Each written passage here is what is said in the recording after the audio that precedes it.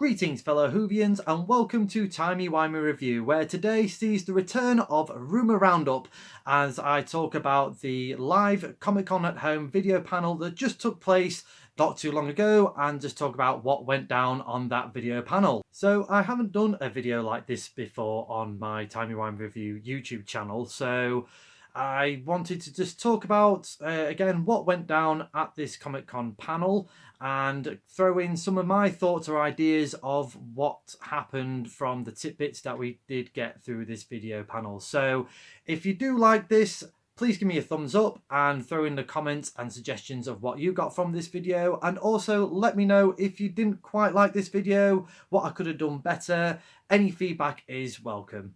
So let's start with who was at the live video panel for this special. So we had Chris Chibnall, showrunner. We also had the Doctor herself, Jodie Whittaker. We had Yaz, Mandy Gill. And we also had John Bishop, who is a newcomer to the series, a new companion with a full name now, Dan Lewis. We also was going to have a mystery guest for this panel. Quite a lot of people was thinking it could be David Tennant or Matt Smith or even Ollie Alexander.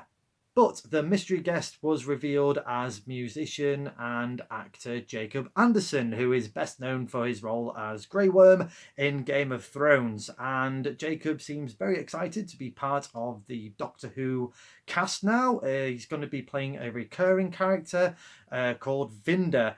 And I hope his last name's not Lou.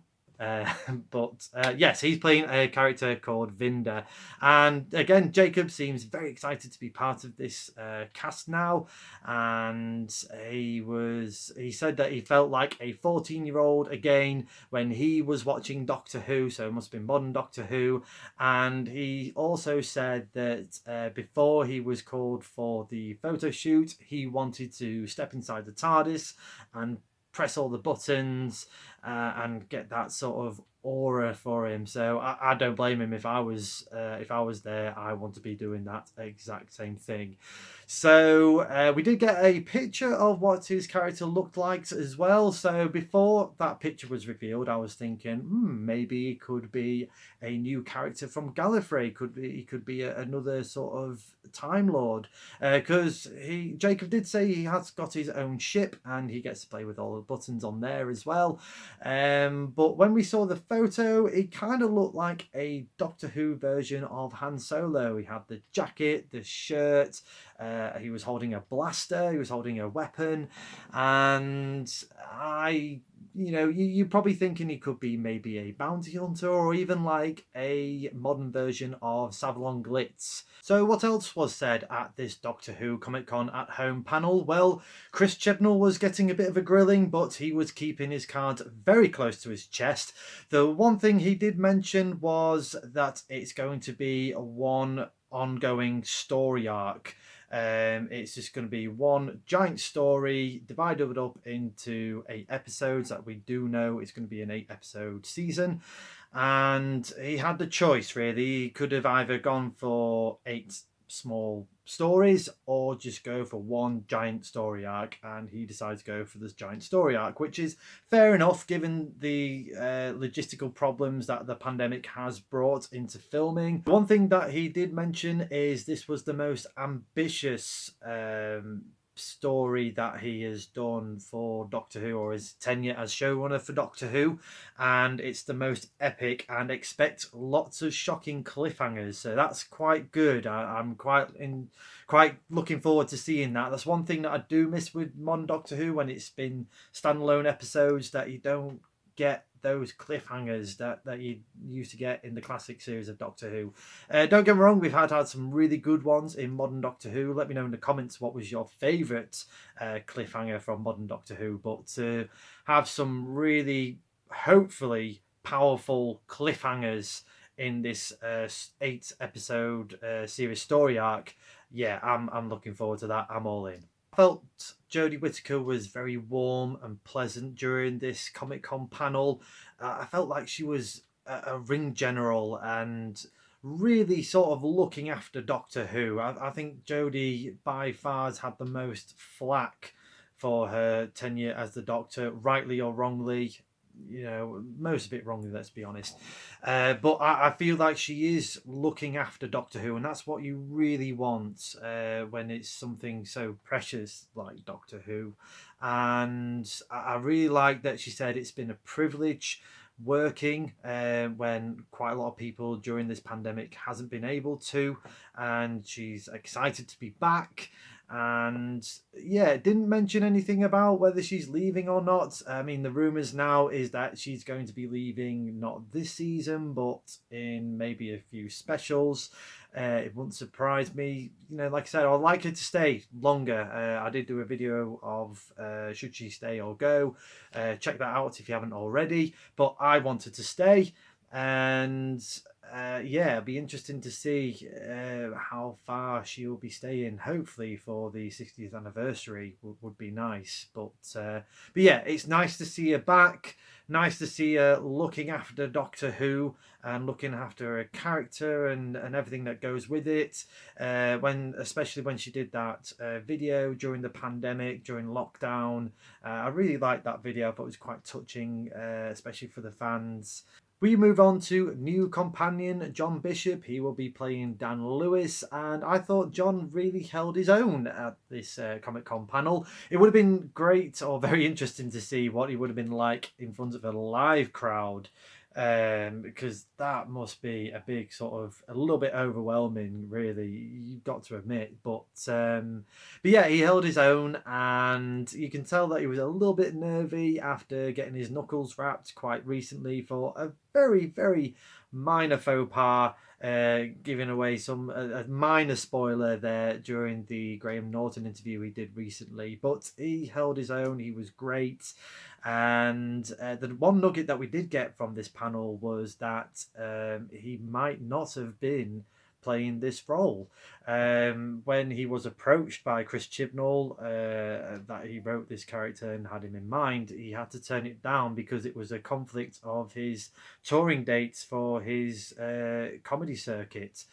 But the pandemic happened, and then John became free, and now the rest is history. He is now on board and part of the TARDIS crew. And the one thing that John did find surreal when doing the night shoots and filming was that the Doctor Who fans knew that they were there, and whilst he found that bizarre, how did they know where we were when we were filming? But how did they know what else to wear? Because some were cosplaying, there was dressing up as monsters and the Doctor or a companion. So we found that really surreal, and I think I would, to be fair.